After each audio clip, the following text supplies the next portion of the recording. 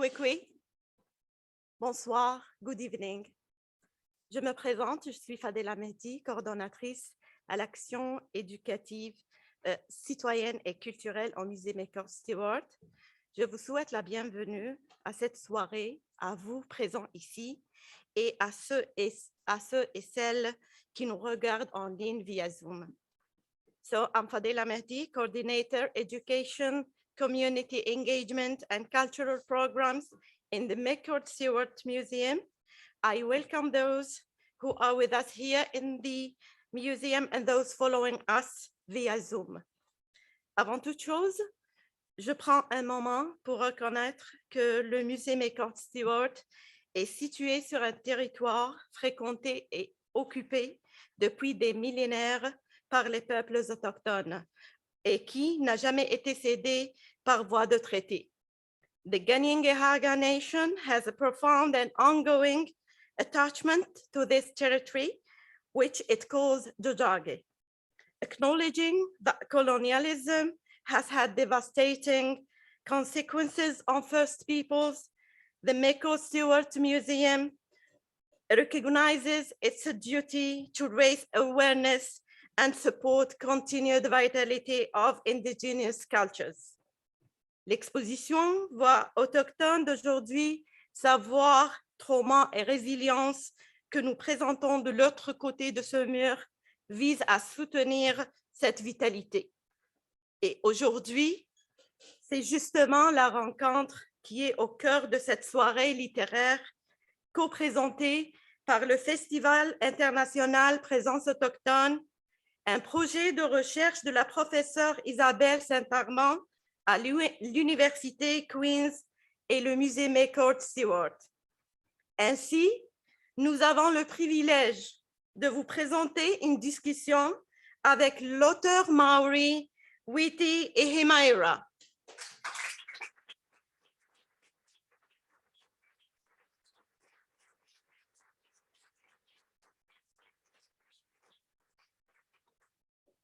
Invité d'honneur de la 33e édition du Festival international Présence autochtone, des extraits de l'œuvre littéraire de Ihimaera seront lus ce soir par Magenta Baribo et le comédien Wendat Charles Bender.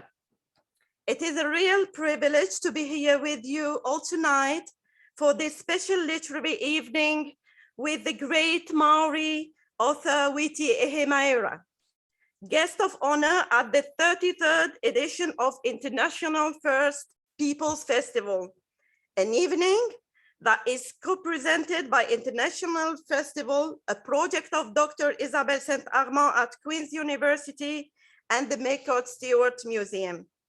So I take a moment to present our guest in few words. Ihimaera was born in Gisborne, New Zealand. He has the distinction of being the first Maori writer to publish both a book of short stories and a novel. He is of Te Aitanaya Amahaki descent. His novel, The Wade Rider, has become an internationally successful feature film. And Maori Boy, a memoir of childhood, won the General Nonfiction Award of the 2016 Arkham New Zealand Book Awards. Most recently, Ihimaera was honored for his fiction with the 2017 Prime Minister's Award for Literary Achievement. Notre rencontre ce soir, animée par Lino André Dudemaine, directeur artistique du Festival international Présence autochtone.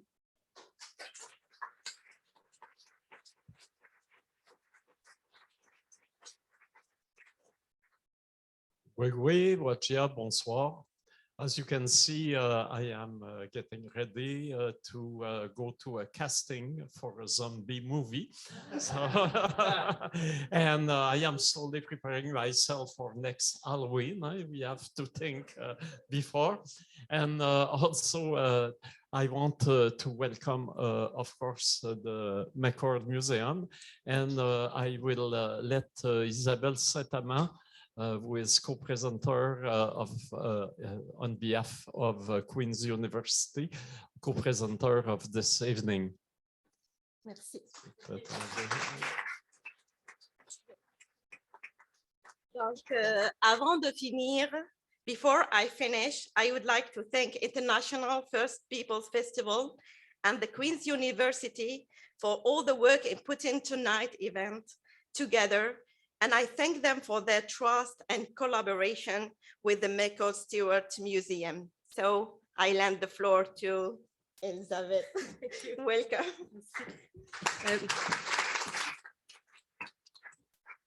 Merci, c'est vraiment un plaisir de présenter cette soirée aujourd'hui avec le festival et le musée McCord.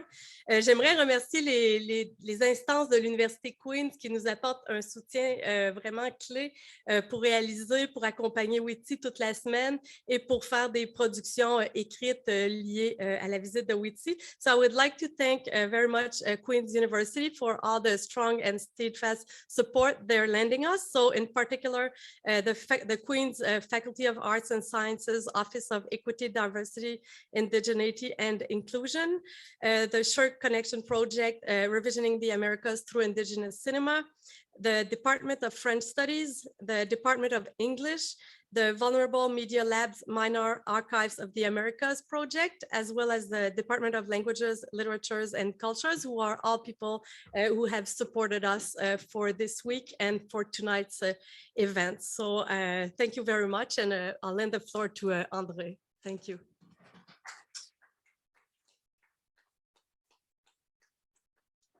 Well, I won't take the floor. I will I will let it to our guest, Witi Ihimaera, that will have opening word.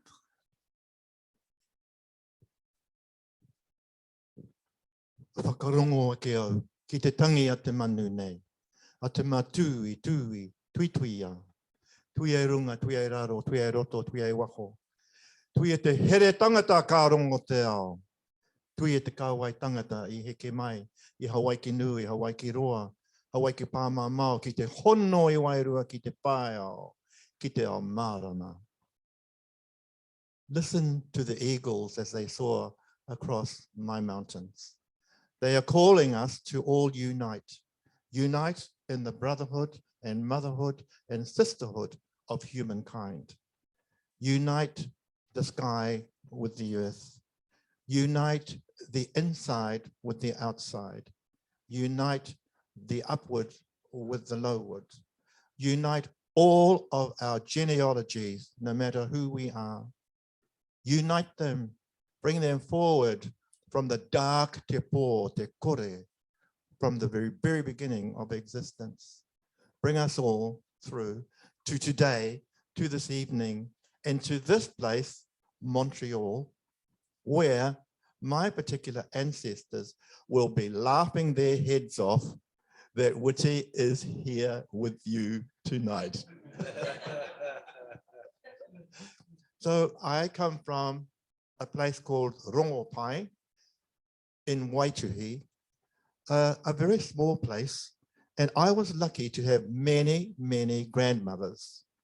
And it was my grandmothers who looked after us all, Andre, when all of the men went to either go shearing or scrub cutting or into the city to work and then come back. And so my grandmothers, all of them were my babysitters. And they today sit on my shoulder, whispering in my ear about what I should do. If I don't listen, I get scared that they will bite my head off. So even these many, many years later, Andre, I am constantly listening to those grandmothers pecking at my ear like owls.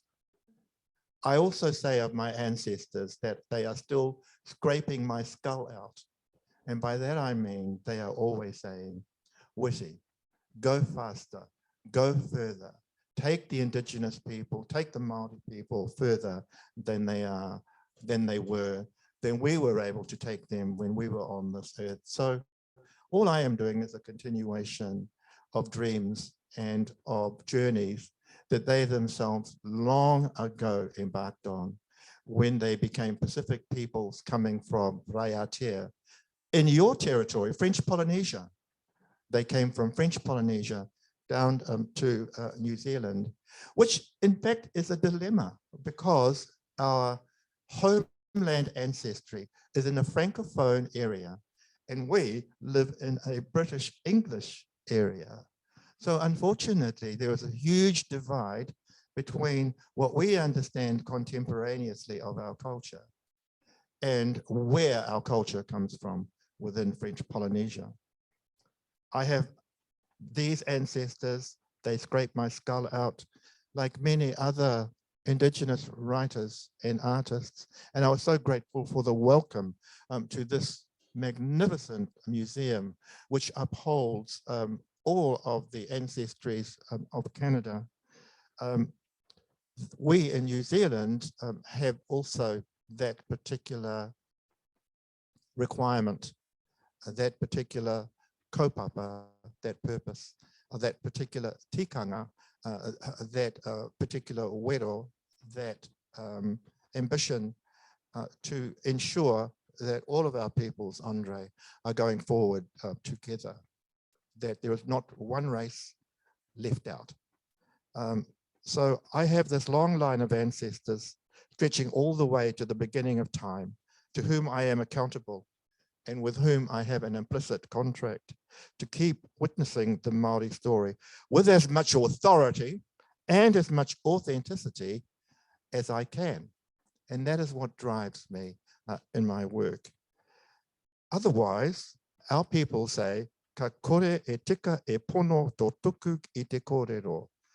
If I don't do it, those ancestors will come behind me and bite my ass.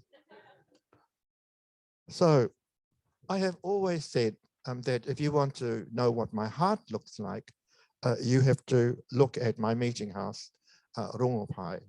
Much as many of us have houses that we come from, ancestral houses. And I was really interested, Andre, when you said that you were bringing me here into this ancestral house and my body will be hauled over the coals of that ancestral house as an ancestral tradition. So here you see tonight a person who is prepared to be hauled over the coals by Andre in an interview. So every book that I write, every film that I make is really a scan. It's a medical scan of my heart. I'm also of that age, Andre. I've been writing for a long time, since 1972. And so that was 50 years ago, and I was 27 then. And so I'm of that age when it is important for me to pass on what I know to a younger generation. But also, as many of you will know, and this is what Camus said, he said that when we have passed a certain age, the soul of the child we were and the souls of the dead from whom we have sprung come to lavish on us all their riches and spells.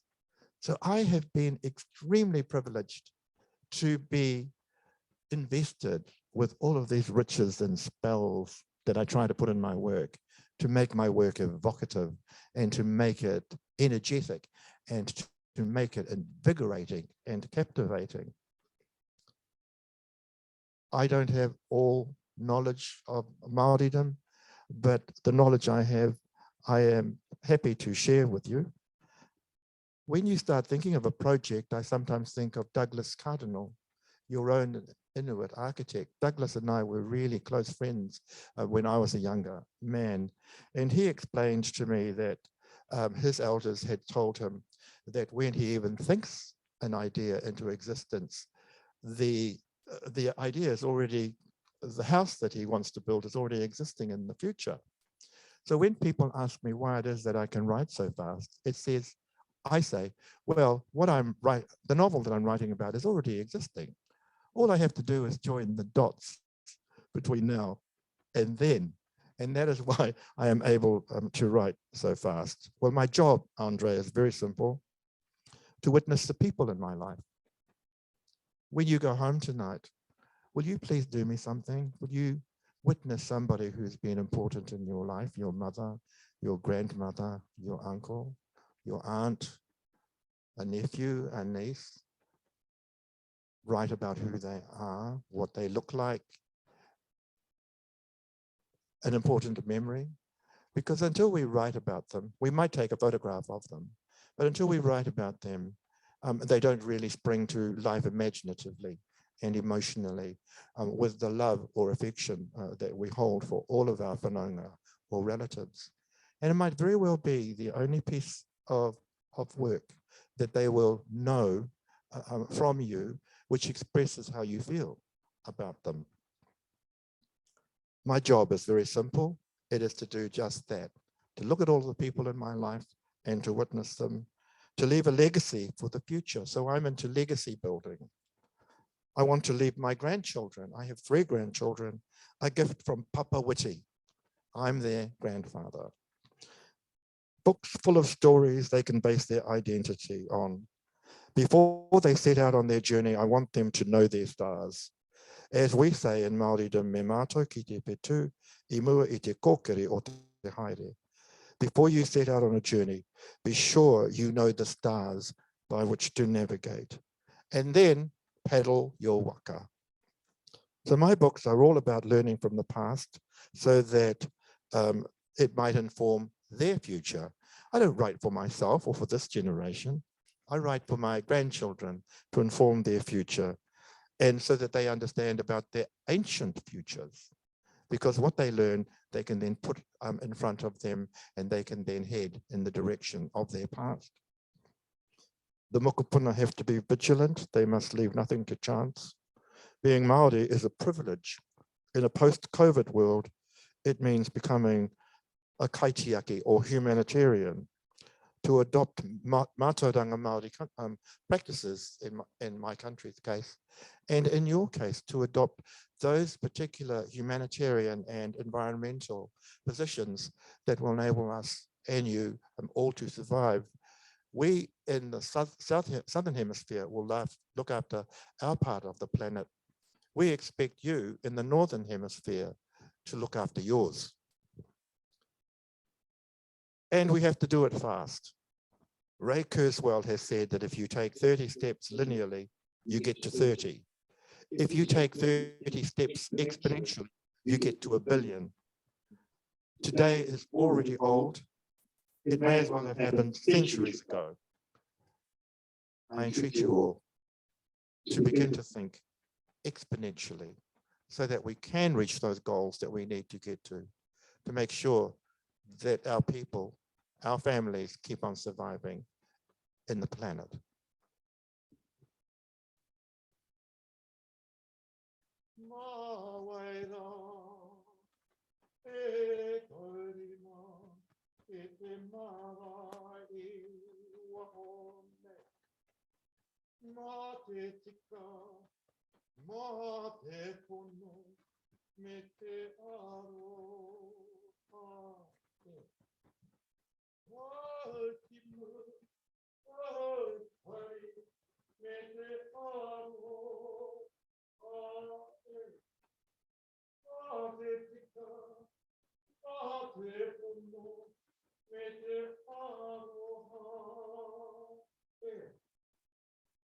Who will look after the future if we do not? We must look after grandchildren. Forget about ourselves and make sure they have. This is what the grandmothers. What's the grandmother?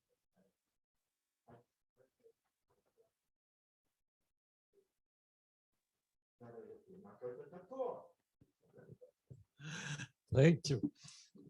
Well, we spoke about Rongopai.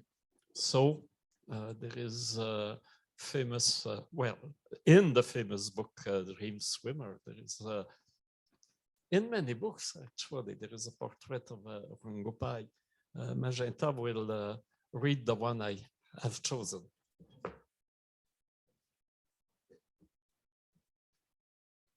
This is how Rongopai was built. In 1886, long after the land wars were over and Pharaoh had failed to enslave Te Koti, the people decided to build Rongopai as a cathedral for Ringatu in the Waituhi Valley. At that time, their prophet, Tekuri, was living in exile, and the prophet's followers in Poverty Bay and the East Coast hoped that the building of Rongopai would persuade him to return to his own land. Wipere himself supported the construction. Over 1,000 men and women camped in Waituhi and completed the task in 9 months. What they built was more than a meeting house. It was a dream. But it broke with tradition because although it was carved outside, it was not carved inside. Instead, it was painted and woven flamboyantly in colors of such chromatic brilliance and ideas of such daring that Te Kuti's elder were blown away by it. The artists had painted a Sistine Chapel for the Maori. On the walls, they dreamed the dream of a brave new world that had emerged out of the land wars. They painted a new Eden, a Maori world which, heretically, included Pakea men and Pakea symbols within it. Together, the paintings and weavings were like pages from a Maori book of revelations. But this was an optimistic view of the future, a view of beginnings, not of endings. It was a vision of paradise. Adam and Eve were newly born in this world, but it was also a world of Maori gods, of the natural and supernatural, of monsters and mermaids living with the ancestors of Waituhi. Men and women wore traditional flax cloaks, but the artists of Rongopai had added extra adornments like topcoats and bustles. The blazing hope of the paintings was that the Maori world would remain supreme and that the Pakea would be incorporated into the dream. Thus, on one panel, the fabulous tree of life, depicted as a Maori tree, flowered from one huge Victorian vase. On another panel, human figures had been painted in traditional style, but with blue eyes and short hair parted in the European way. The women, Ko Hakiriangi, was forever captured wearing a European dress and raising a red rose to her lips. 2 Maori men sparred in a boxing match in a European boxing ring. Maori on horses raced neck and neck in a never-ending hunt. Hunters with guns and dogs prowled in an eternally Maori forest. And there, Wipere himself was shown in the formal attire of the black jacket, gray trousers, bowler hat, and wearing spurs on his boots. But subverting the image his mother Riria Mawaranui was shown perched on his shoulder, representing the great role that the past must continue to have in the future if the future is to remain Maori. These were images of synthesis, but alas, the Pakea did not dream the same dream. They were shatterers of dreams, realists and realtors. They were not believers in the double helix, the spiral of Maori and Pakea and creative tension. They believed only in collision. What did Te Kuti think of Rongopai? Nobody knows, because he never visited the house. He was stopped on his triumphant processional back to Gisborne by an official who told him that his return would revive hostility against him for the Mataiwero massacres. Elders placed a tapu on the house, a prohibition of tremendous power. Right up to the 1960s, there were still many Maori who believed that if you entered Rongopai, you would die. A version of the story tells that 2 tapu were placed upon the house, one by Ringatu from Tua and the other by local Ringatu. One has been removed Some say the other is still in place. Oh, utai nā mahi. Oh, utai nā mahi. Oh, utai nā mai ngā iwi o te motu ki runga waikato eto. Hiki no kue, hiki rangi e. Hiki no kue, hiki rangi e. Ia ha ha. How wonderful to come all of the way to Canada to hear for the very first time something read to me from a book from 1986.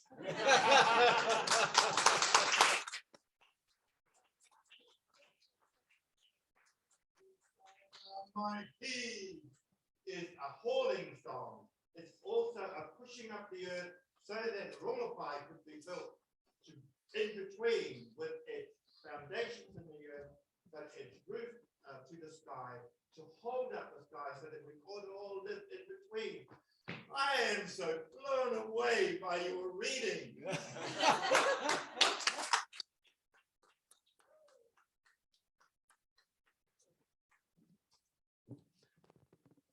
Oh yeah. Wow. If I understand well, Rongopai is kind of Chapelle 16 for the Maori, especially those from the Ringatu religion. Were you raised in the Ringatu religion? I was raised in the Ringatu religion. I was raised to believe that our valley was filled with the radiance of God, that it was also filled with the magic of the Maori. So it was a place where both the physical and the metaphysical, where both God and Maori gods were able to combine in a kind of metaphysical Maori Garden of Eden. So I was just a child when I was told this. And so I always believed when I grew up that I grew up in the Garden of Eden. However, it was a garden, of course, that had been encroached upon by colonialism.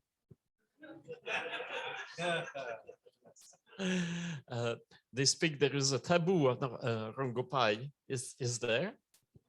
There was a tapu on Rongopai, which was because in those days Maori had these extremely strong laws about what you could do and where you could go and how you could perform. And because you had to be a very special Maori person, like a prophet or a priest, to be able to go into it, common people and children just weren't allowed to be in there. And I think it's the same also in our day with churches. You know how they used to say in churches, shh, you know, be quiet, behave yourself, don't make a noise. We took that same manner of respect into our particular tapu or sacred Maori places.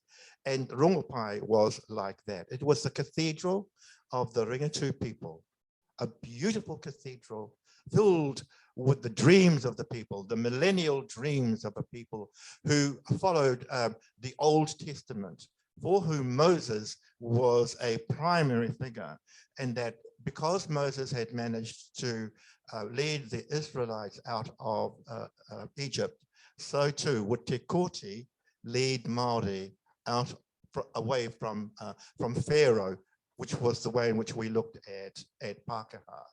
So they would always say, be careful of the Pākehā Pharaoh. He is like unto the biblical Pharaoh who prevented the Israelites from their trying to endeavor to find their way to sweet Beulah land. And now, you know, the interesting thing is that my great-great-grandfather, he was called the honey gatherer. And my surname, Ihimaera, is a transliteration of Ishmael. So all my life, I have always thought that there is this particular religious, anyway, conjunction between myself and the Arab nation.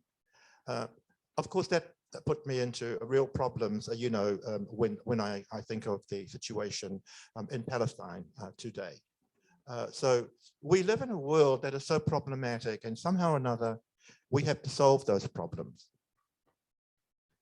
Yeah, I wanted to see some images of Rungopai, so I put Rungopai in the Google system, and what came back is a wine, a New Zealand wine.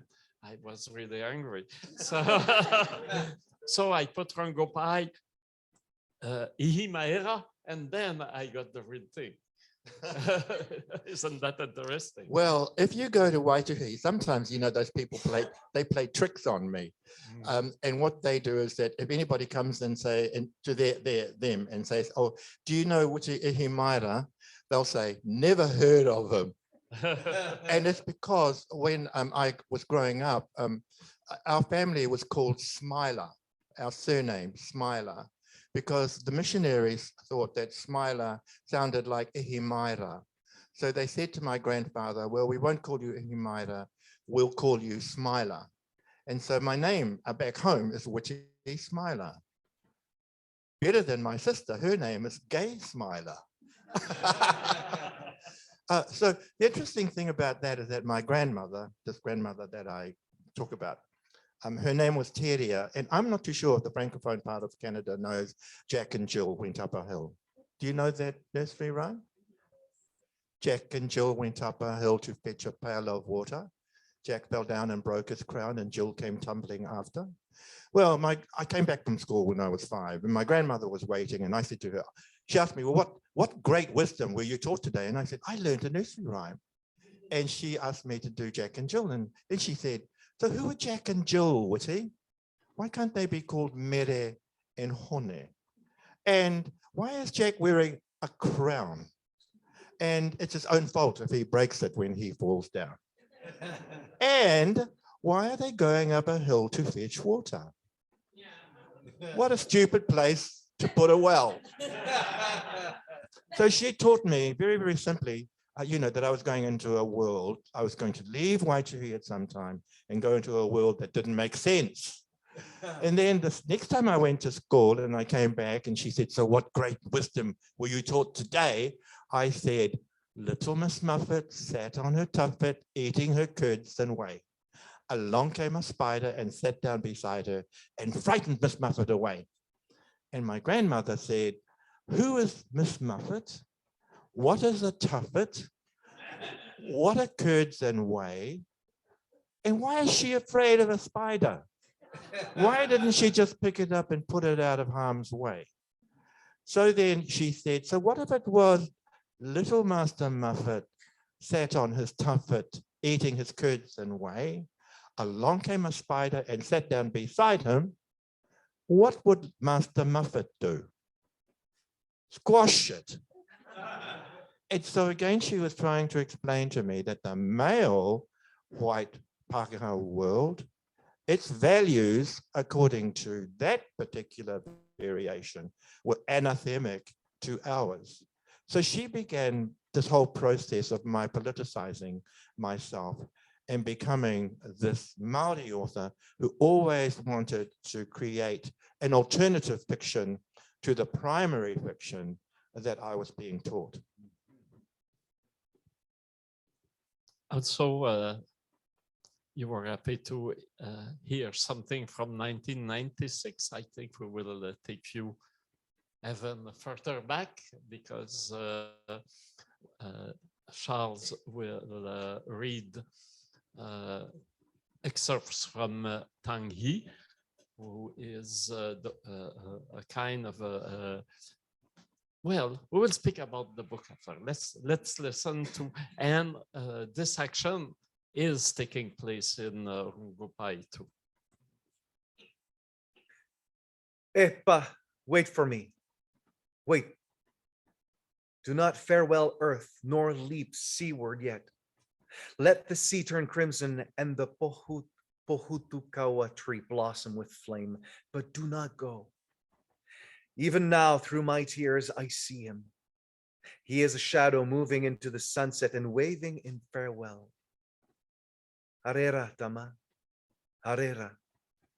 I can only watch helpless as he walks slowly away. Epa, no. The sky of flame and father gradually disappearing. Suddenly the flames enfold him like the petals of a crimson flower closing. If anything should happen to me, you must look after the family, Tama. Yes, Dad. You must come home. Your mother will need you. Your brother and sisters will need you too. Dad, I will remember. You are the eldest son. The eldest always looks after the younger ones of the family. I understand that. I was taught that when I was a child. I teach you the same thing now. Never forget. Epa, I will never forget. Good boy, son. You make me proud. I will be your son, Epa. I will make you proud, Epa. Arera, Epa. Arere, ra. Kapua becomes calm. He stands up. I'll come to the gate, he says. We go down the walkway following the other Gisborne passengers. We stand at the gate, watching them leaning into the wind, walking quickly across the tarmac to the plane. Well, enohora, cousin, I say. We shake hands. I'll come up soon as I can, Kapua tells me. Probably tomorrow. Arere ratama. I walk away. Hey, he yells. He runs up to me and digs into his pockets. You got enough money? Enough. Here, you have this. No, Kapua, you might need it. Keep your money. No, you take it. Nothing wrong with it. I give it to you. It's yours. For the old man. He thrusts the money into my hand and breaks away. Hey, Kapua! But he's gone. My eyes prick with tears. And suddenly the world is aglow with the sunset. The clouds seep with flame. There is a lull in the wind. The flames spread higher through the clouds as if they were the branches of a burning tree. At Teringa, at the northernmost point of Aotearoa, there is a Pohutukawa tree which grows on a promontory jutting into the sea. The promontory is called Rerengawairua. Dad, he will be there soon, for all Maori dead make their last journey to take place and wait for the surf to set. He will descend Akakiterainga, the root of the underworld, to a rocky platform on the edge of the sea. And suddenly a deep hole will appear, fringed with floating seaweed. The way across the sea, a shadow will leap. The waves will flow in. The seaweed will sweep over the hole. The platform where he was standing will be empty. Perhaps Dad is already there. The tree already drips gold from the sun, and the blossoms catch fire. The sea burns, and Dad is looking back for me from a high summit at Teringa.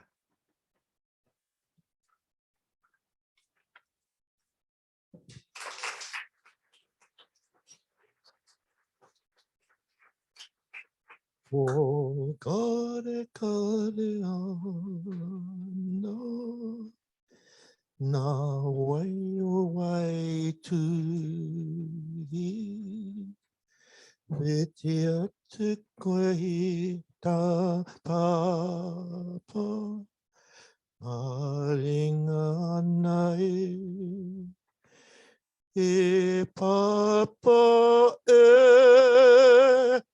Hoki maera, kamate au, ki te aroha e. Charles, you have reminded me of my darling father. And again, I have never heard anybody read from that particular book, which was my very first novel. I wrote it in England at number 67 Harcourt Terrace. I was so far away from New Zealand, and I wanted to write a book about Māori. And so the only way in which I could do it was to think about my father, because he became for me the representative of all that was traditional and strong about Maori culture. And he was still alive when the book was published. And I would take him to all of the events, the book launching events in New Zealand. And I would say, well, kia ora, this is my dad. This is Tom Smiler. And there were people he would say, oh, but he should be, isn't he dead like in your book? And I would say, no. I had to write about him before he died, because then it was fiction. If I had written about him after he died, then the local people would think that I was writing the reality. And so he lasted until he was 95. and so we had a very long, fruitful relationship and a long, loving relationship. So Charles, thank you. Thank you. I really appreciate that. So the little piece that I sang was about how wonderful it was because you brought him here. You have brought him here to us tonight, and how wonderful it was.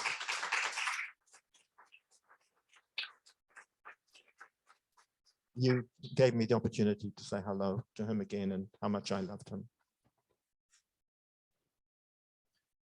Often in your book, the narrator is, the male narrator and the principal male character is somehow somebody who ran away from his traditional responsibility in the iwi, and this create, it is the case in Tanguy and other book, difficult relation with the parents and especially the father. And I was thinking about Marcel Proust, who wrote all those remembering past things, because he felt guilt. Yeah, he felt guilty that when his parents died, he didn't have accomplished something great. And we know about Franz Kafka, obviously, which were so I think it's very particular. And I was wondering if your motivation to write, is it kind of compensation to have run away from your iwi? I told you it was torture. Oh, all my life I've been running away. All my life I have been. I mentioned to Machi that sometimes I wonder whether or not my writing is conforming to the dictates of fiction quite by accident, or else whether or not I am writing it to relate to the reality. I ran away for many, many reasons, and in the end I was forgiven, because in Māoridom we have this proverb which says that it's the job of every generation to break the calabash. And by that they mean it is the job of the next generation to recreate the old generation in new ways, to break the old calabash and take up the new calabash. The most difficult thing was leaving the valley and leaving my grandmothers. I really did want them always to be in my life. But in many ways, they were the ones who also pushed not only myself, but others out. My grandmother would say to, I used to think that I was the only one that she said, Witi, when you grow up, become a lawyer, use the law to fight the law, use the Pākehā law to fight against the Pākehā law. And then when I met up with my cousins, they were always saying, oh, she told us that too. You were the only one who listened. But instead of becoming a lawyer, I became that lesser thing, a writer. But I've always often thought to her, I'm so sorry, Gran, that I didn't fulfill your ambition in that way. I like all of us, we had to grow beyond our parents. So in the next iteration of Tangi, which has only just been published, I explain the terrible trauma that we all go through when we decide that we want to find our own ways through life. And as you say, writing and doing their work outside the ballet was my compensation. Yes, I'll agree with you on that. Now we will go with an other excerpts, and it will be certainly part of the family section of this evening. An excerpt from Buli Basha. Those who were at the NFB theater in the Alanis Wamsawin room, you have seen Mahana, who is an cinematographic interpretation of this book. Your grandfather was 23 in 1918, Aunt Ruth said. He wasn't exactly an ungodly man, but he wasn't a godly man either. He was an ideal choice for a visitation by an angel. He bowed to no man, and he bowed to no God. He believed in what he saw, and he believed in a man's strength. He thought man was an animal like any other beast of the field or fowl of the air, like all the Mahanas. Aunt Ruth had a penchant for the well-turned biblical phrase. And that at the end of your life, you went away, found a place to die, and got on with dying. Furthermore, there was no hereafter. How could there be? You couldn't see God, could you? Therefore, God could not exist. You couldn't see an afterlife, could you? Therefore, that did not exist either. Yes, a man's own strength, that's what your grandfather believed in. Aunt Ruth pointed through the door of the kitchen into the drawing room. She motioned to one of the photographs of grandfather, the one hanging next to the oval photo of grandmother, Ramona, in 1914.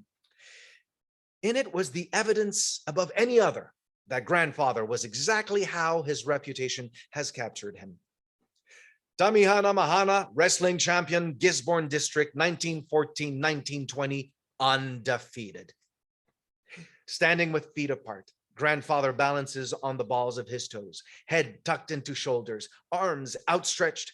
He had the art, even then, of appearing twice as large as he was. He did not merely enter a space, he claimed it. Territorial, he expanded his arms and decreed, "This is mine." If he saw something he wanted, he took it. He was a Samson of a man. The irony was, Aunt Ruth said, that although your grandfather was ungodly, your great-grandfather was the very godly minister of the Ringatu Church, second only to Riripeti Mahana, its priestess. When they saw that a Samson had been born into their midst, Katika, they agreed he would help to lead the people out of bondage to the Pakeha and into the land of milk and honey known as Canaan. But if only he could believe in God, oh, he was a trial to them. All through the war, your great-grandfather and Riripeti waited for him to take up the jaw of an ass and smite the Philistine Pakeha. But he just didn't seem interested in anything else except sport, women, and why women? Glory asked. Never you mind, Aunt Ruth answered. By the time the war ended, they had almost lost hope that your grandfather would bring the temple of Dagon down upon the Pakeha. So when that angel came, they took it as a good sign. At last, God would let Tamahina see him through one of his angels. Then your grandfather would turn to the paths of righteousness and help to fulfill the Ringatu destiny. So it was that on a summer day in 1918, Tamihana Mahana was behind the plow in the maize fields when the angel visited him. Wow.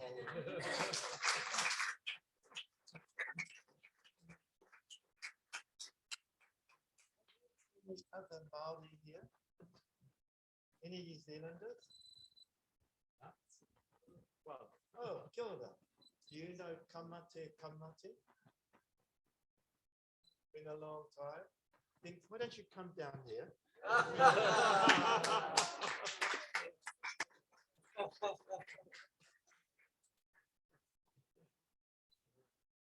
We'll make it easy on everybody by just going.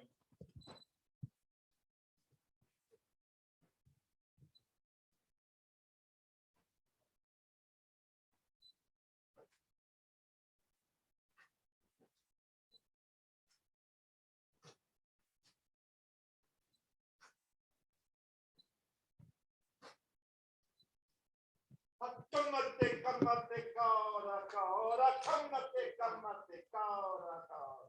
Tenete tangata pupuru huru. Nanane whakawhiti tera. Hopane, kopane. Hopane, kopane, whiti tera.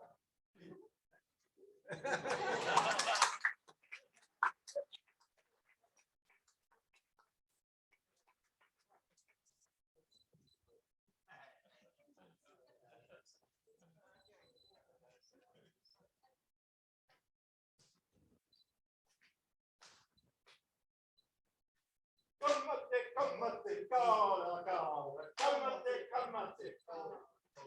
Tenete tangata pupuru huru. Nanane whakawhiti tera. Hopane, kopane. Hopane, whiti tera.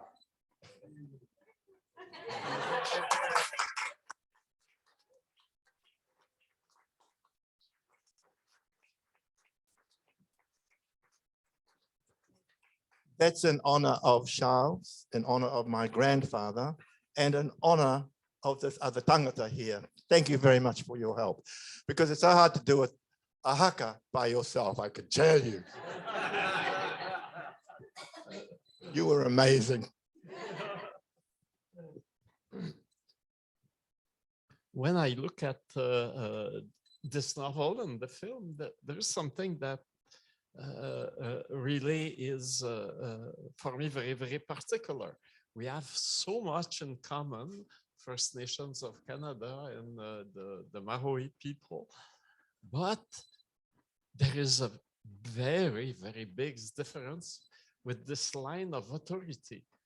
In our nations, the authority of the elders is what would be called today a soft power. But in Aotearoa, it doesn't seem to be that soft. But I have to tell you, though, that I wrote Bulibasha, King of the Gypsies, in Menton, on the south of France. And so I wrote it because I also was inspired by Marcel Pagnol, who comes from that part of France. And I had been, I had wanted my father to come to help me to do the sequel to one of my books called The Matriarch, 1986, in which you read The Dream Swimmer, because my father was my library.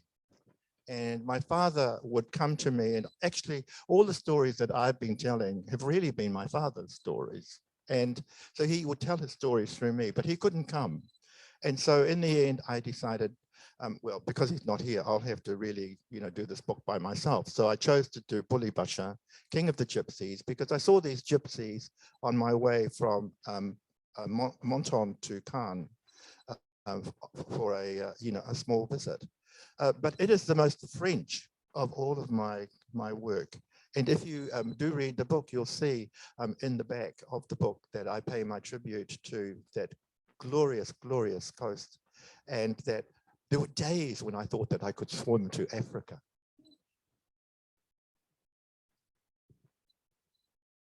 And also, I think in Menton, you were at the Catherine Mansfield Memorial for a while. Yes, I was the Catherine Mansfield Fellow. And so I sometimes think that in my work, what I am trying to do is to create a Māori family to correspond to her European family that she writes about in her New Zealand literature. Hers was the Burnell family or the Sheridan family of short stories like The Garden Party or like The Doll's House. And mine was. And you wrote your own version of The Garden Party. I did. I decided that I would make this intersection on Catherine Mansfield. So I wrote a book called Dear Miss Mansfield, and in it I rewrote some of her stories from a Māori point of view, or from the perspective of a lower class point of view, because her novels, she came from a commercial, middle class, upper class New Zealand family. And so, for instance, in The Garden Party, I recreated a garden party from the point of view of these two children who look through the bushes at this beautiful garden party going on with all of these beautiful gilded people there. And then all of a sudden, they are called back home to see to their little cottage, and their father has died. So in the garden itself, it's about this little girl who is told about the father dying of the workman, and who comes down and has her first encounter with death and with seeing a dead person. And so it was an interesting intersection for me to make on Catherine Mansfield. But in those days, the criticisms that I got were like this. This is a terrible thing for an Indigenous Māori writer to do to a dead white woman. Yes, and that is absolute truth. This is how badly the book was received, except here in Canada.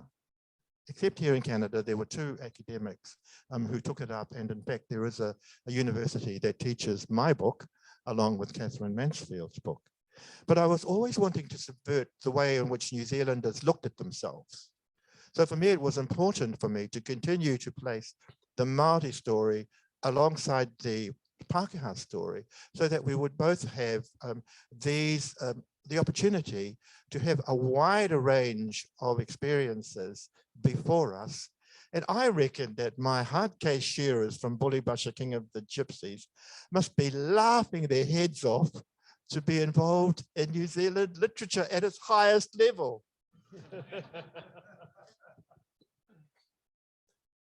And also we have the book that give the film Whale Rider, and that become very famous to the world. So we have Magenta to read an excerpt.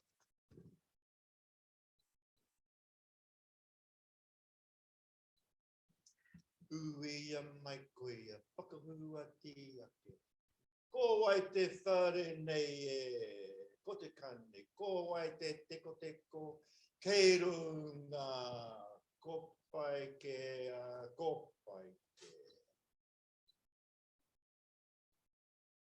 The sun rose and set, rose and set. Then one day, at its noon apex, the first sighting was made. A spume on the horizon, a dark shape rising from the greenstone depths of the ocean. Awesome, Leviathan, breaching through the surface and hurling itself skyward before falling seaward again. Underwater, the muted thunder boomed like a great door opening far away, and both sea and land trembled from the impact of that downward plunging. Suddenly, the sea was filled with awesome singing, a song with eternity in it, a song to the land. You have called, and I have come, bearing the gift of the gods. The dark shape rising, rising again, a whale, gigantic, a sea monster. Just as it burst through the sea, a flying fish leaping high in its ecstasy saw water and air streaming like thunderous foam from that noble beast, and knew, yes, the time had come.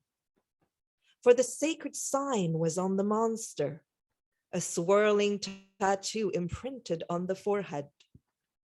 Then the flying fish saw that astride the head, as it broke skyward, was a man. He was wondrous to look upon, the whale rider. The water streamed away from him, and he opened his mouth to gasp in the cold air. His eyes were shining with splendor, his body dazzled with diamond spray. Upon the beast, he looked like a small tattooed figurine, dark brown, glistening and erect. He seemed with all his strength to be pulling the whale into the sky. Rising, rising, and the man felt the power of the whale as it propelled itself from the sea. He saw far off the land long sought and now found, and he began to fling small spears seaward and landward on his magnificent journey towards the land. Some of the spears in mid-flight turned into pigeons, which flew into the forests. Others, on landing in the sea, changed into eels. And the song in the sea drenched the air with ageless music, and land and sea opened themselves to him, the gift long awaited for, Tangata, man. With great gladness and thanksgiving, the man cried out to the land, Karangamai, Karangamai, Karangamai, call me. But there was one spear, so it is told, the last, that when the whale rider tried to throw it, refused to leave his hand. Try as he might, the spear would not fly. So the whale rider uttered a prayer over the wooden spear, saying, let this spear be planted in the years to come, for there are sufficient spear already implanted. Let this be the one to flower when the people are troubled and it is most needed. And the spear then leaped from his hand with gladness and soared through the sky. It flew across 1,000 years. When it hit the earth, it did not change, but waited for another 150 years to pass until it was needed. The flukes of the whale stroked majestically at the sky.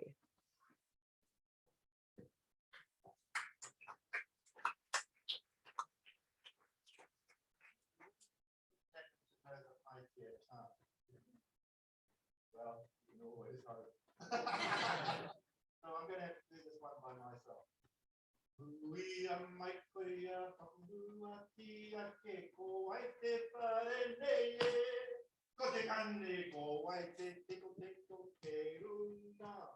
Ko pai ke a, hi whakako pai ke a. Hi whakako he te pua, hi whakako he tani pai. Kau pai ke a ki a pua, hupaki a ki te piti a koe, ko kahuti a te rangi. Oe e ai to ure, e te tamahine, nā te piro nui. Nā nei topo piro tō tahi, oe, te koruru koe koroe, hi oe.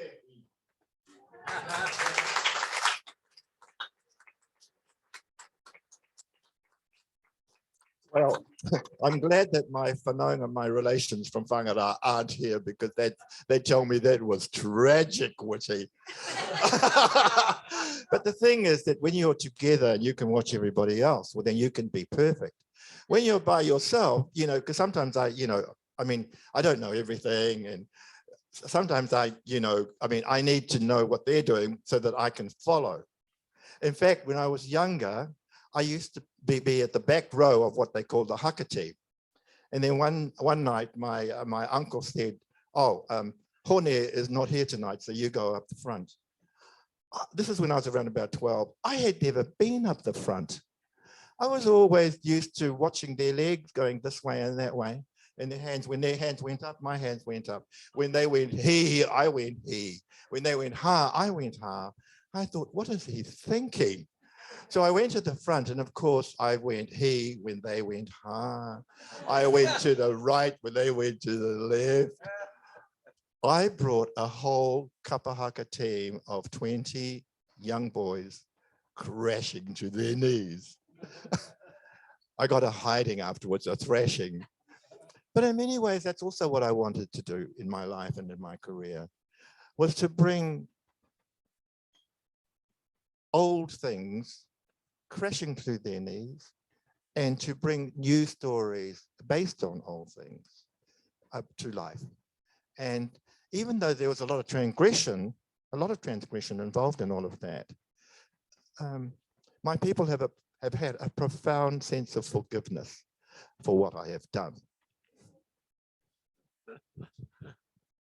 Yeah, the particular way the women break the tradition in your book is that by taking it on their shoulders, we're taking the male's role, and this is the whole story of the whale rider, and this is also the story of Artemis Riripiti, and then you build strong women that are really strong enough to take over the tradition, and weaker men that run away. As I say, my life has been filled with many grandmothers, and also with a mother who brought up a family of 8 of us. One died, and I was the eldest, who always brought us up to be stronger, because she herself had suffered from patriarchy. And so patriarchy was not a condition that only Māori women had to fight through. I think all women had to fight through the sense that they didn't have equality, they didn't have equity, and they didn't have justice. But in our case, in my case, the patriarchy of Māori was very punitive. And so when I said earlier that often my work is a wero, or challenge to my own culture, as well as to Pākehā culture, I really meant it. So the wonderful thing today is that young Māori women were the ones who went to university. Young Māori men did not.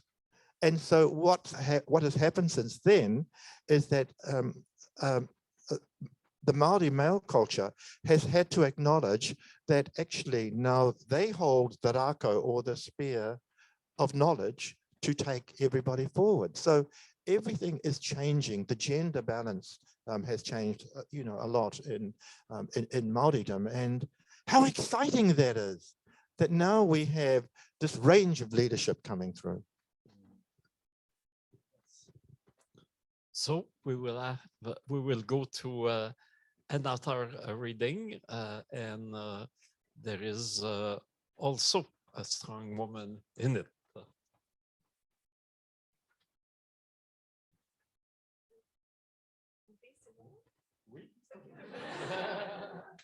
Je pense que c'est... Non, c'est pas toi la femme forte. Je pense que c'est... C'est pas moi la femme forte? Non, Charles, je pense que c'est un extrait que Charles doit lire. Si on parle de patriarcat, là. Ah oui, on va y arriver. C'est celui avec l'océan? Oui, Okay, exactement. Numéro 5. Numéro 5. Something was out there. Something, somewhere, something. Then the policeman arrived a second time, bearing a government letter. And was it Tama's imagination, or had Uncle Pani picked up his rifle and ordered the policeman away? After that, Nani and Uncle seemed to grow older and darker before Tama's eyes, and he realized how vulnerable and how unprotected they were against the ills of the world. In this mood of disquiet, with the edges of the world crumbling away, Tama found himself returning again and again to the sanctuary of the reef. He wanted to know, but know what? And just as he tried to memorize the landscape, he did the same with the reef. In his own helpless, schoolboyish way, he would measure out the distances between one prominent feature and the next. 6 spaces to the pool with the sea urchins, 5 strokes across to the next with the baby octopus, as if it were all going to disappear. He would watch the ocean and wish the pet shark to appear, as if such a supernatural event would stop what was happening and make it all right again. He read desperation in the normally routine prayers that Nanny and Uncle intone morning and evening. When they started to leave the children for long periods, traveling from Maire to Mare throughout the coast, Tama wanted to know why. And then, when Maori kinsmen began to gather with greater frequency at the where, debating and shouting through the stomach of the night, he wanted to join them. But his uncle would say, "Don't you worry, Moko. This is for your nanny and me to sort out." Yes, it might all have been just his imagination, like the morning just before dawn when he felt the compulsion to visit the reef. He was running along the beach and there was so much earth and so much sky that he could have fallen into it all. Suddenly, he heard a sound, a seagull calling. He looked out to sea. He had to shade his eyes because the sun was rising. There, framed in that golden aureole of light, bobbing on that blood-red sea, Tama thought he saw the rowboat. Nani Puti and Uncle Pani were in it. Nani was standing in the boat dressed in black, and she was singing a Maori lament. It sounded like a farewell song to someone as sad as Snow White's dying. The next day, more kinsmen arrived. From then on, they began to stay. The solstice came to an end.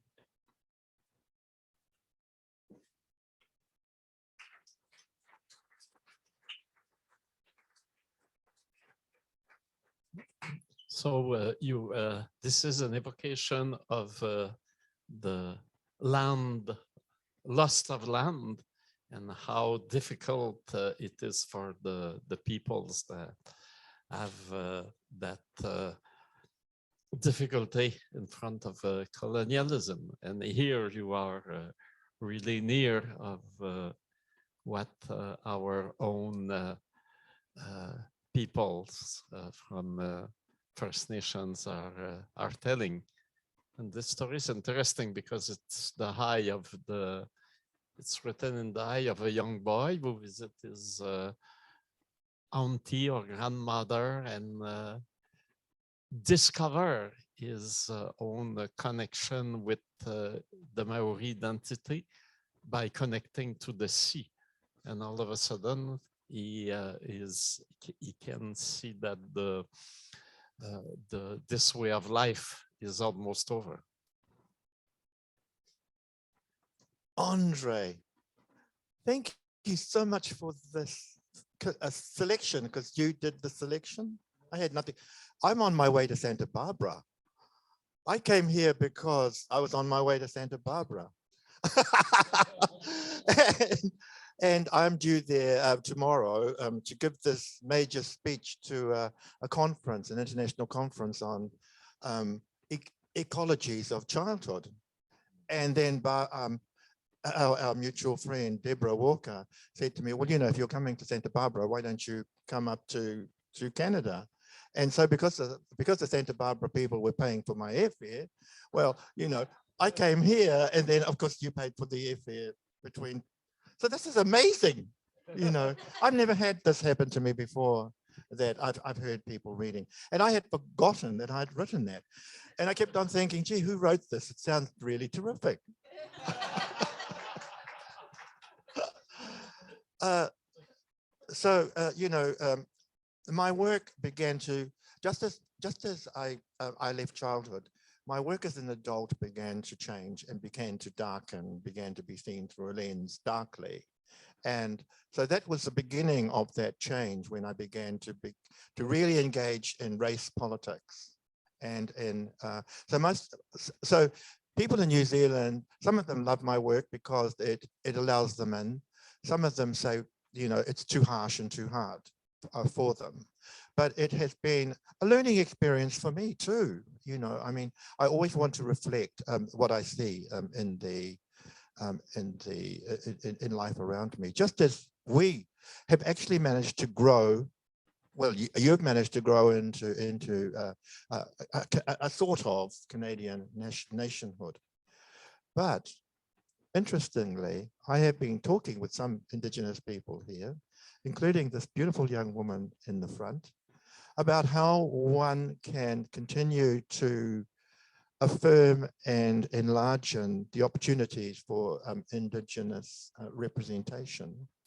And so, Andre, we were talking just last night at dinner about the possibility of having a film festival in the Arctic, and the most northernmost film festival that in the world, which is an absolutely magnificent idea, because I know everybody would want to come up just for the experience of seeing Indigenous cinema underneath an Arctic sky, with Arctic people, with Inuit people, and understand what their grief as well as their love. So even though I'm supposed to be on my way to Santa Barbara, this has been the most magnificent and accidental detour.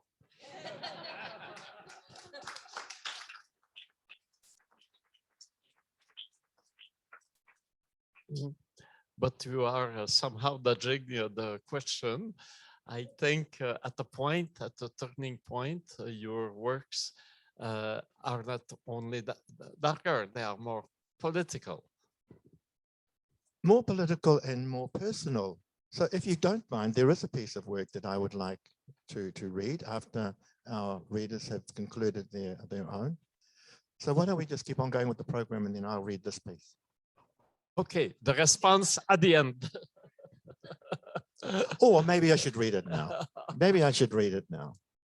But I have written two memoirs. Okay. One memoir called, what was it called? Maori Boy. And then the next one was called Native Son. And I have still to write the third one, which I'm going to call Indigenous Envoy. And so there is a progression between being a Maori boy, the sweet Maori boy who grew up in Waitangi, to this native son who became this national writer and who was becoming more aware of life outside that valley that his grandmother sent him. And then the next one will, of course, be about being an envoy for the Maori people and understanding, that there is a life as a humanitarian and as a kaitiaki that I need to involve myself with. And in fact, I became a diplomat for 16 years in an attempt to try to find my way as a Maori within the diplomatic world until my children said to me, "Daddy, please come home." And so I was in Washington, DC at the time, and I went in to see the boss and I said, "I'm leaving." And he said, "Well, I'm really sorry," because I'd been there for 3 years in Washington, DC, working for the New Zealand embassy. And then he said, "Well, really sad to hear that." So, and then I said, "And I'm leaving tomorrow," because the call of my grandchildren was so important. So these books cover so many different aspects of that. But also, I was raped when I was 12. So the book itself also looks at the impact of childhood rape by an uncle of mine. And of course, when you're a young male, you don't tell anybody. You staunch, everything. But the rebound nature of that kept on recurring through my life. I tried to commit suicide. I tried to always, I had problems with sexuality. I didn't really admit any of this publicly to anybody until 3 years ago when I was 76. And I regret having taken so long to admit it. and to ask, and so in the book that Native Son, in the book, what it is a tremendous book of sorrow to this young, glorious boy of 12, to say to him, please forgive me for not acknowledging you. You gave up fighting, didn't you, Witi? A car was your weapon, but you didn't drive it into a tree. Dad had conveniently installed a new roller door on the carport. Can you remember the whirring noise as it went down and the clunk as it hit the concrete floor? You felt you had come to the end and that you continued living. Someone would find out your secret, that you had been raped as a young boy. You're now 18. You might have saved yourself if you had had somebody to talk to, but you didn't. You couldn't speak to Dr. Boker because then he would know. You couldn't talk to Dad because then he would know. You were glad that your beloved grandmother, Teria, was dead because she would now never know. The only person, ironically, that you could have spoken to was the rapist because he had been there. Your thoughts fill with your father, Tehar. During the weekend, you had watched him coaching your 3 sisters and how to shoot the ball for a goal in indoor basketball. You marveled at his instructions to shoot high, not flat, so that the ball would fall into the hoop. You could never aspire to his masculine strength and surety. All right then, Witi, best for you to end it. You get a garden hose and put one end in the exhaust pipe of the Holden. You close all the windows of the car except the driver's side window. That one you leave till last, once you have put the other end of the hose inside the Holden. Then you start the engine and sit there with the motor running. Very soon the interior begins to fill with petrol fumes.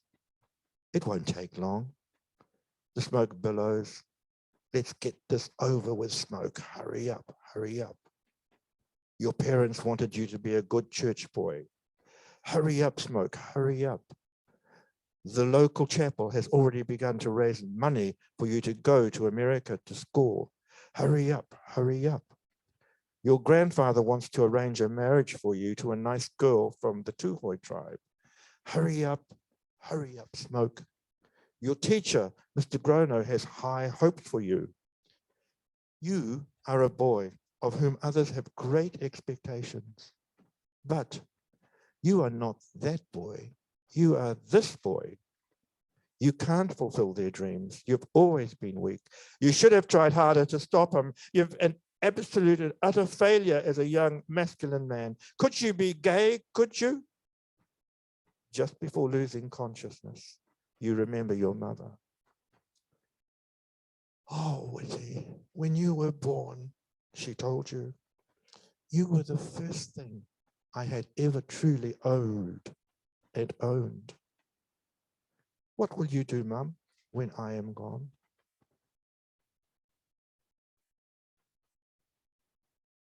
E parira natai ki te ao. You thought this would be easy, a lovely slipping off into sleep. It's not like that. Don't let anybody tell you that suicide by asphyxiation is a good way to die. Your body goes into paroxysms, your mouth fills with bile, you are retching, but you are by degrees losing consciousness. There, Witi, let it happen. Don't fight it. There, boy.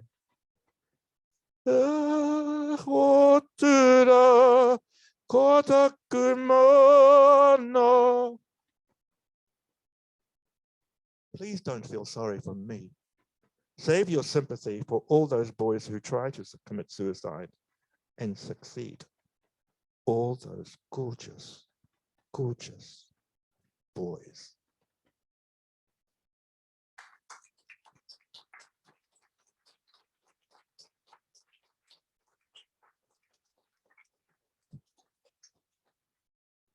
We are really privileged to have those words and those pages written by Maori, and This is completely inédit. Right? This is something we are the first to hear. So thank you very much. That's really a tremendous and big gift you are doing to us.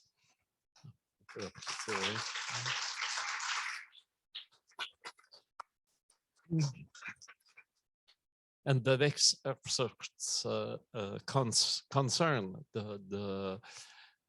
also the sexuality and the coming out of the closet.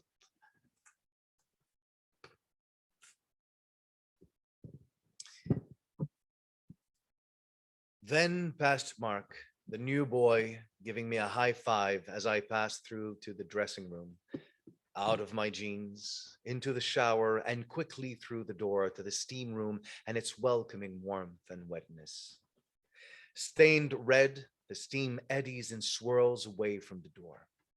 Through the steam, I recognize the bald one and Wet Dream Walking. A dude is kneeling in front of Wet Dream Walking, his hands on both Wet Dream Walking's knees, his head lifting and falling in the slow, silent choreography of sex. Size Queen and Once a Beauty match their hand strokes to the dude's motions. Two other people are in the room. One, a succulent stranger. The other must be Snake Charmer, but I cannot see his eyes glowing in the steam. Then I hear him. Oh, Christ. Oh, God. I take the high bench and listen to the sighs as they are sucked out of Wet Dream Walking. The succulent stranger looks at me. His gaze is enough to tell me he is interested. Suddenly, he gets up and walks out the door. For a brief moment, his profile is wreathed in steam, showing a jutting cock. Time to go after him. Out in the shower room, the succulent stranger looks as if he has been standing there since the beginning of time, waiting. Turn on the shower. Look the succulent stranger over. It would be great to have the wattage lowered, but that would defeat the purposes of the shower room. The brightness is not only to expose the strength or beauty or ugliness or the commonplace among the jocks who might be showering with you. It is not just to allow you to check out whether the guy who has come on to you is all that he looked like he was in the steam room. No, not only that. The light also enables you to check for the telltale marks, blotches, purple stains, paper skin. It gives time for your second sense to consider whether a sex partner's purple traceries of veins are to do with the steam or with something infinitely more insidious, something hatching inside. Even the healthy may have it. The shower room is second chance land. Here you can surrender to your decision to take or give sex. Or you can smile and step back with a slow, sad, lingering caress of the potential partner's thigh. Listen, not tonight. Succumb to the succulence and to the slow teasing. Yes, for this is what homoeroticism is all about. This silent, slow seduction of a stranger trying to coax his own hunger open like the petals of a flower. The techniques depend on the stranger because all men are different with their own set of likes and dislikes. Unlike women, men do not go for whole body sensitivity or appreciation. This is the age of photography, of the close-up, the freeze frame, the slow motion shot, the segmentation of parts into tits and ass, cock or snatch.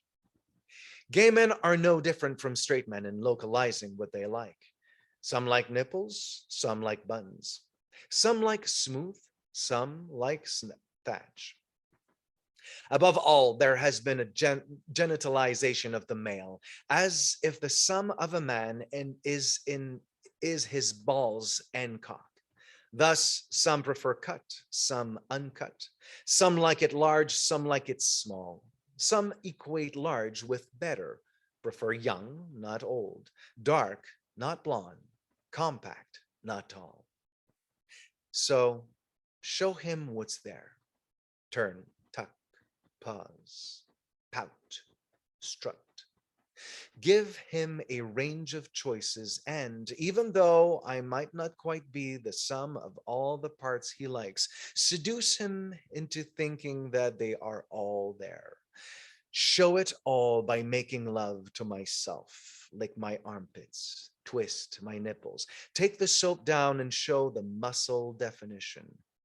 Further down now to the butt, the head on the hammer, eager to nail his arse with my dark swollen stake. Let him see. Let him take a good look. Now, look at him.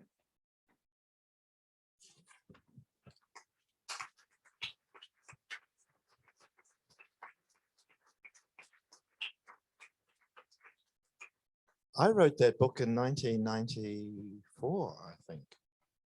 1994. And then my publishers believed that it would destroy my career. In fact, there were a lot of times when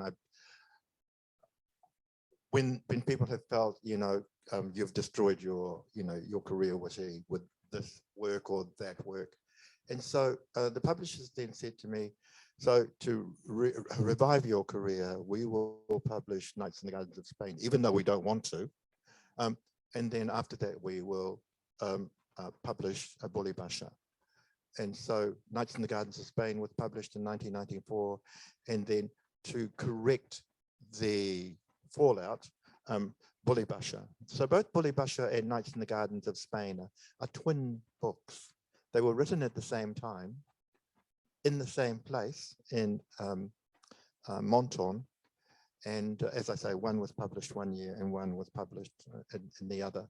But the only thing that I wanted to survive was the love of my children and my grandchildren. I didn't have grandchildren at that stage, but I wanted my daughters to know that, their father, I wanted them to see their father for what he was in all of his beauty as a soul, but in all of his Satanness as a soul as well. It wasn't fair on them to think of their father only in one way. And I didn't think it was fair on this world that had always thought of me in one way as being an Indigenous artist of a heterosexual kind. I didn't feel it was honest of me to do that. So there have been 3 times when I've had rocks thrown through my window, and 3 times when I've been bashed up in the streets. And so that was one of those times. But, as an artist, it doesn't matter if you're a literary artist or any sort of artist, if you aren't, your soul tells you that this is something that you must do. Although my daughter, Jessica, she said to me, because I always talk to my daughters and my ex-wife about what I do. And Jessica at the time was 13. And she said to me, Daddy, would you mind waiting until Olivia, who was the younger daughter, is older, because Olivia at that time was 9 and was still at primary school. And she felt that that because Olivia was so young, all of the kids in the playground would talk about her faggot father. And so because of Jessica, there is another manuscript of Nights in the Gardens of Spain, which was called A Walk in the Sun, which I had first of all wanted to publish in 1979. So that's 7 years after Nights in the Gardens of Spain was written. So what I then did was listen to my daughter, Jessica, and say, all right, darling, I won't publish this book for another 4 or 5 years. Isn't it wonderful when your children become the arbiters of their parents' indulgences?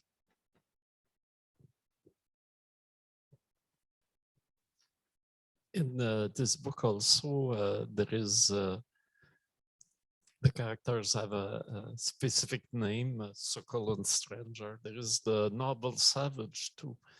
And at a point in the book, the noble savage say, if you something like, if you ask me to choose between gay or between Maori, I will choose to be Maori. Well, in New Zealand, there were the percentage of Māori and Pacifica men who were gay or bisexual was 10%. Māori themselves were 10% of the population. Both were attempting to find some space in New Zealand.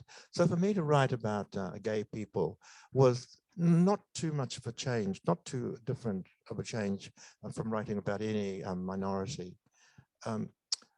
I became the first chairman of a Māori gay group in Auckland, and would go around all of those theme parlours that I talk about, and try to tell Māori men, especially bisexual Māori men, that they must use condoms and practice safe sex, because otherwise their wives would suffer. And at the time, the AIDS epidemic was very, very strong around the world, and so one didn't want to have one's family affected by that epidemic. So what I've done in my life is not only write about it, but talk the talk and walk the talk. And so what I'm doing here on these trips is walking the walk and talking the talk, not just being a writer who is just writing the work, but also taking it out and taking up these positions. Like I've been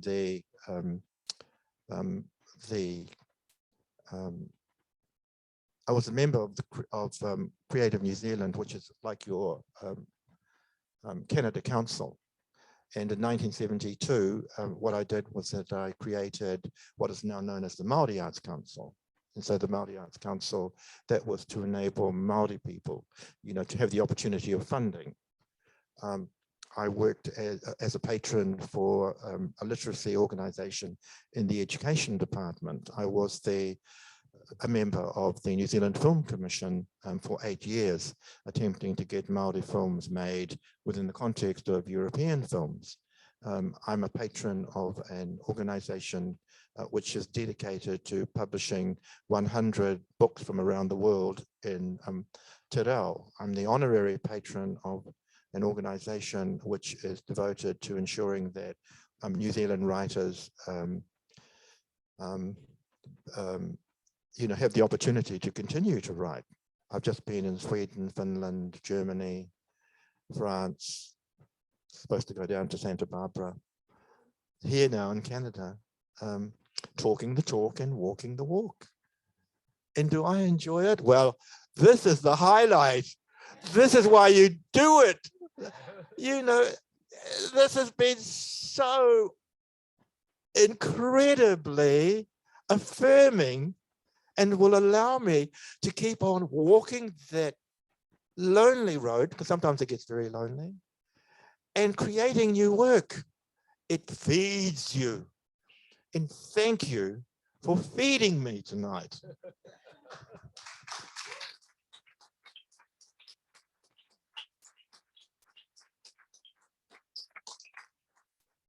And now, watch out.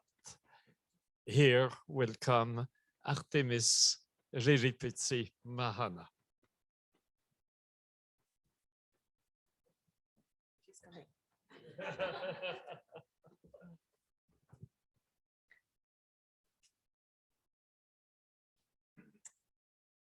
You will wait your turn, Timori roared, the lash of the spider's fury. With a cry, Riripeti whipped her walking stick in blinding circles around her head. From the four corners of the meeting house, hundreds of spiders reappeared, spinning silver filaments, ready to fall upon the assembly. Don't you talk to us about waiting, Riripeti said. There was a pitiless quality in her voice, and the child looked through her veils and saw again the face of the spider. We have been waiting for over 100 years for justice, and we will have it. Riripeti swayed, made another motion with her walking stick, and the spiders retreated. Then she whirled on the Wari Runanga, taking everyone up in her passion. She advanced on the prime minister. The Pakea is devious. And who is the god who inspires him? It is Satan. The elders of the Pai Pai erupted in anger at this insult to their honored guest, but Riripeti held her ground. She looked so glorious, the light flickering over her as if she was on fire. From the very beginning, the Pahika has listened only to Satan rather than to God. It was the Pakeha who, in the Garden of Eden, was seduced by the serpent. It was the Pakeha who persuaded Eve to eat of the forbidden fruit. It was the Pakeha who caused the angel Gabriel to stand at Eden's gate, bearing our return to paradise. It was the Pakeha who brought the Hara, the sin, into the world. The Pakeha have always been destroyer. He is under the image of the serpent who strikes out, not caring who is in his path. Sometimes he strikes out as his own. Sometimes he strikes out at the beasts of burden and the fowls in the air. Wherever he moves, he destroys all living things. The whole living world is in rebellion against what he has done. This is why I myself carry the kaupapa of Artemis, she who is the universal mother, mistress of all elements, primordial child of time, sovereign of all things spiritual, queen of the dead, queen also of the immortals, the single manifestation of all gods and goddesses that are. Oh, the Pakeha is the warrior killer. The ancient texts tell us of the battles he fought with himself in Assyria, in the lands ruled by the winged bull before Babylon fell. It was the same in the country of the Sphinx where Egypt laid claim to Ethiopia. It was also the same to the north, in the lands bordering the Great Sea where I once lived and served Artemis. There he was constantly at war with Sparta, Corinth, Troy, Illyria, the island of the winged lion. Under the guise of the Roman, he enslaved all the Western world until his empire collapsed, feeding on itself as a snake does when it has nothing to attack. It swallows its own tail. The pearls in Riripeti's hair began to change color. The lustrous pallor of the pearls seemed to become drenched with blood. The Pakeha's record is second to none as destroyer, liar, killer, assassin. He is the plague that came over Egypt. He is the punitive storm that destroys the home of the bejeweled spider. He is the locust who eats the grain before it can be cropped. He is like the snake who strikes for the love of striking. His diamond head should be beaten with stones to death.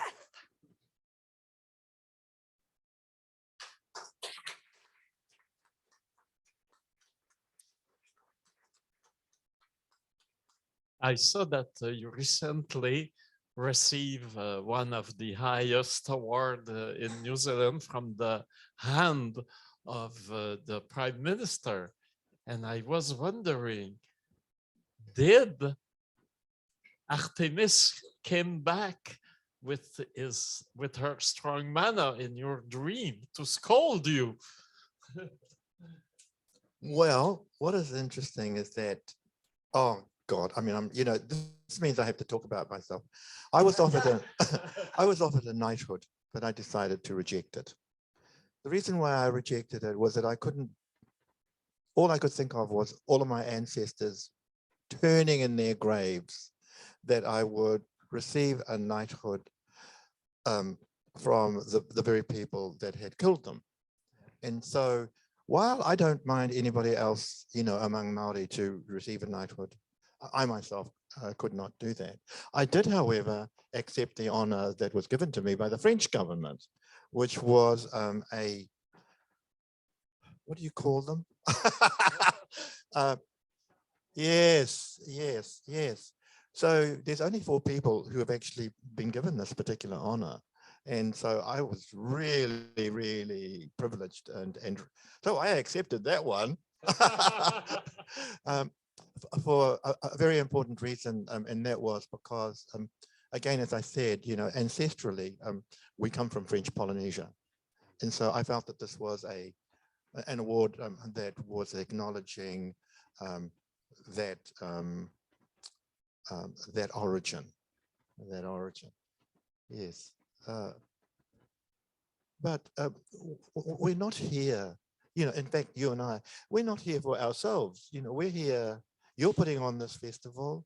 The beautiful woman who runs this museum is running it for the benefit of all who come here. So we are here because we have this wider mahi to do, wider job to do. And when I was younger and couldn't get to sleep, have we finished with the readings? Yes. Oh, good. Okay. So then this might be my my ending, to go back to being a child. And kia koe te rangatira, Andre. When I heard that you were in hospital, I thought, what gift can I give to Andre that I had brought from Aotearoa? And so what I would like to do is to give you this particular gift. Out of the hospital. I know.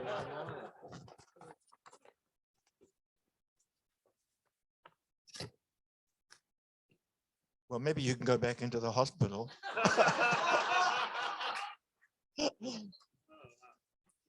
So it is a health stone. It is something that we in Aotearoa give to people when we, just like in the movie White Lies, the woman who goes around, yes, and she finds little health stones. And so this is a health stone for you. You're already healthy, but it would be, maybe I can say it's from the medicine woman to you. Kia koutou, nau mai, ka nui te honore ko ho mai, kia mātou ki te koutou, e noho nei, nā reira koutou, rātou, tātou, a tēnā tātou katoa. So when I was a young boy, and I couldn't go to sleep at night because I had fearful dreams about what the world was going to do to me when I was going to walk into it. And I didn't want to leave the bosom of my grandmother. She would sing me a lullaby. Pōpō e tangi ana tama ki te kaimana. Waiho me te kiake ki te paua haukai. Hei ama e te pakake ki utara. Hei waiu mō tama. Kia homai e tōtu puna e uanuku. Ki te kumara. Ko pari nui te rā. Ka hiki mata te tapu ai o Tangaroa. Ka pai mata te tapu ai o Tangaroa, Tangaroa. Ka ruru, ka noho uru, ka noho yangangana, puta mai ke waho nei ki te waho. Until I fell asleep. And what it was a long chant, and she would have to keep on singing it for maybe half an hour until I did fall asleep. And all it was like an umbilical an umbilical story that told about where I came from, who I belonged to, where I was now, and where the old people wanted me to be. And here I am in Canada. Nā reira, pōpō e tangi ana ki te kai mana, waiho te ki ake ki te paua haukai. Hei ama he te pakake kui utara, hei waiu mō tamaki a homai, e tō tupuna e ua nuku e tama.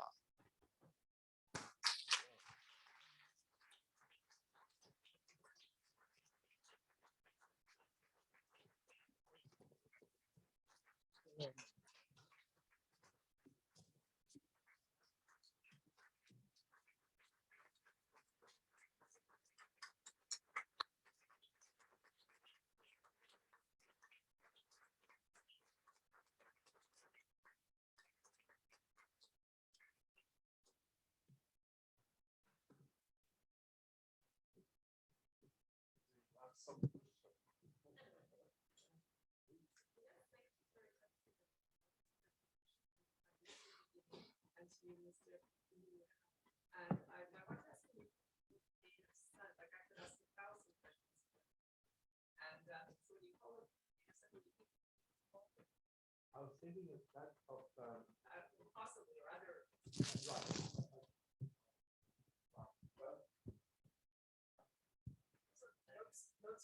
Certainly James Baldwin.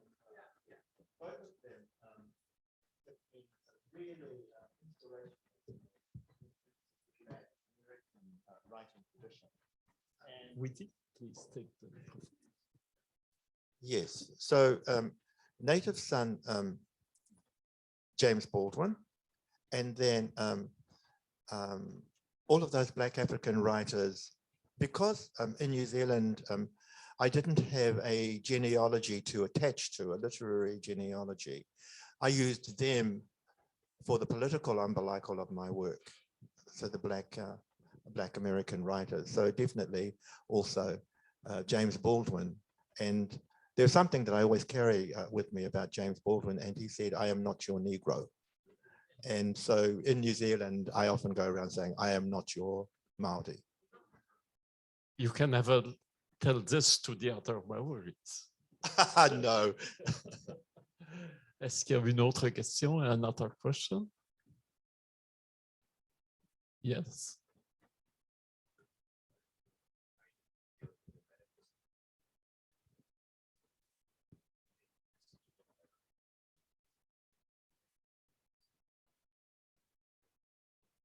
I would just wonder if you think the perspective that this I read a lot of romanticism. It's amazing the things they're talking about, but we talk about our stuff now. It's not as respected, at least in my age. It doesn't seem like it's in the common conversation. What do you think about that?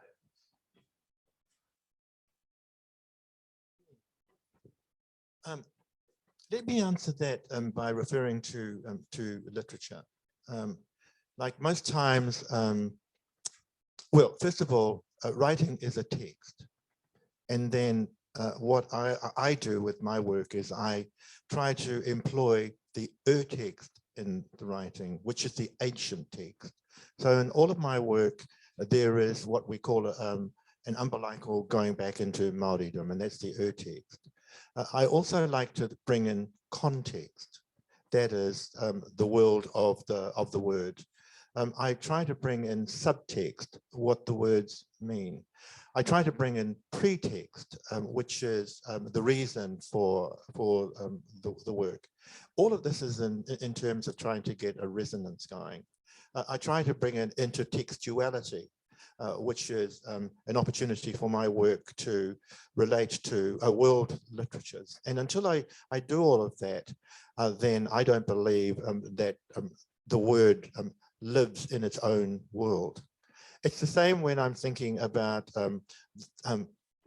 I never finish a book unless I think to myself, that I can change that triangle, for instance, and make it into a pyramid, or I can change the circle and make it into a three-dimensional orange shape, or if I can change that shape on the page and make it into a four-dimensional or five-dimensional, six-dimensional space.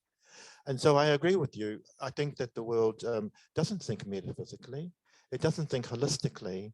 And the sooner that it starts thinking that way, the better it will be for all of us to understand that there are all of these various worlds which we are connected to, that holistic world, particularly between nature and humanity.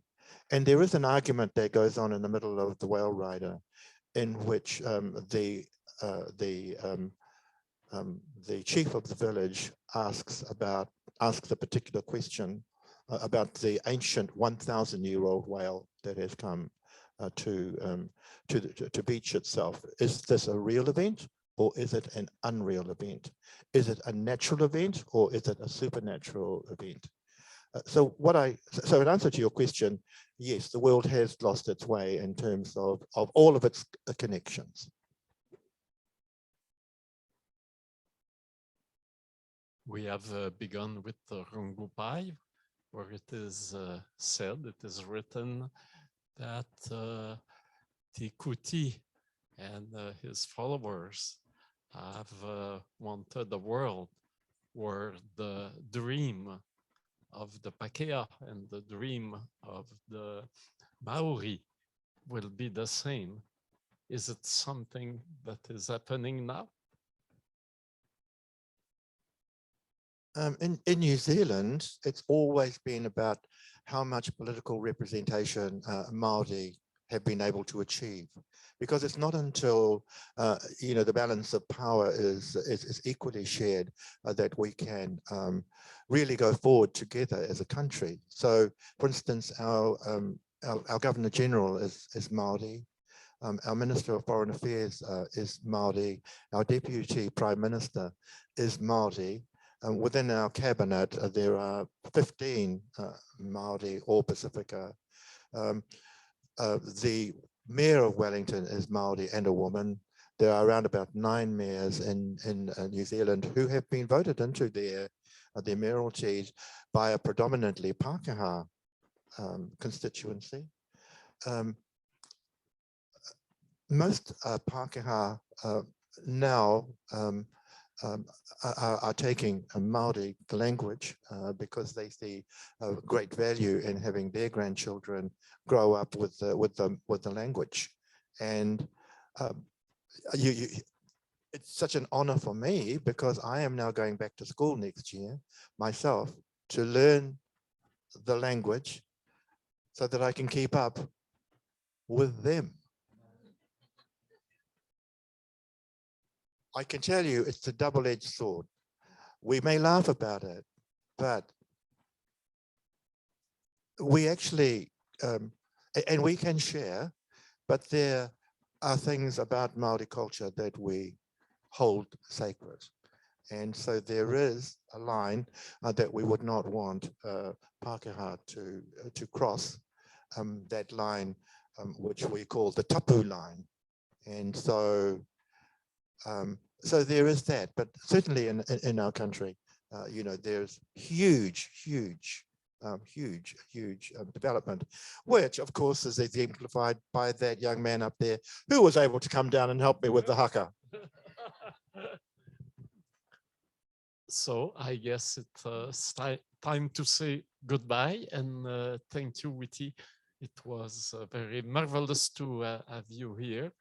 When I spoke to Rebecca, I asked, is there a new film coming that Witi can come and present? And she said, no, they will all be released next year. But it's fantastic because it will be a pretext to ask Witi to come back to Montreal.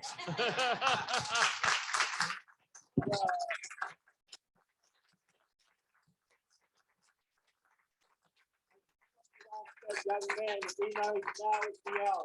You know now it's the hour? Oh.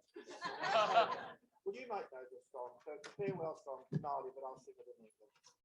Now is the hour for me to say goodbye.